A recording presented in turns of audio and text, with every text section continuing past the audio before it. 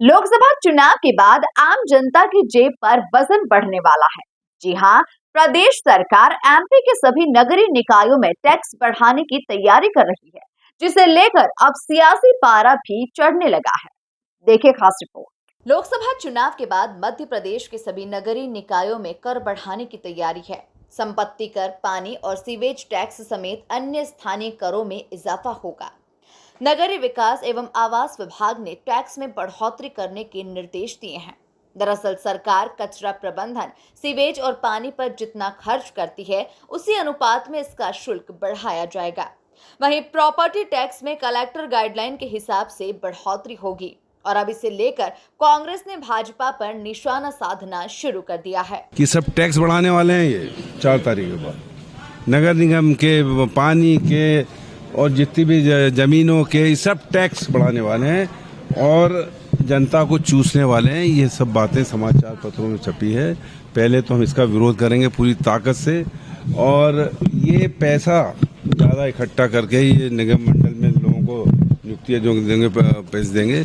वहीं कांग्रेस के विरोध करने पर बीजेपी ने भी जवाबी हमला किया। बीजेपी प्रवक्ता का कहना है कि कांग्रेस जनता को भड़काने का काम कर रही है। देखिए, कांग्रेस तो भड़काने का काम करती है। यह भारतीय जनता पार्टी की सरकारें हैं और जहां जहां पर भी हमारे नगरीय निकाय में प्रमुख हैं, उन सभी जगह भारतीय जनता पार्टी जन कल्याण के लिए संकल्पित है और कहीं पर इस प्रकार की कोई बात नहीं है, ना होगी। हाँ, भारतीय जनता पार्टी ने भारत उदय का जो लक्ष्य रखा है उसमें नगरोदय एक संकल्प है। तो नगरोदय से भारत उदय की जो बात है या ग्रामोदय से भारत उदय है, दो जगह दो बातें, दो उदय होते हैं, नगरोदय और भारत ग्रामोदय। दोनों से भारत उदय का संकल्प है और आप देखिए कि नगरों का जो कायाकल्प करने का वीणा भारतीय जनता पार्टी ने उठाया है।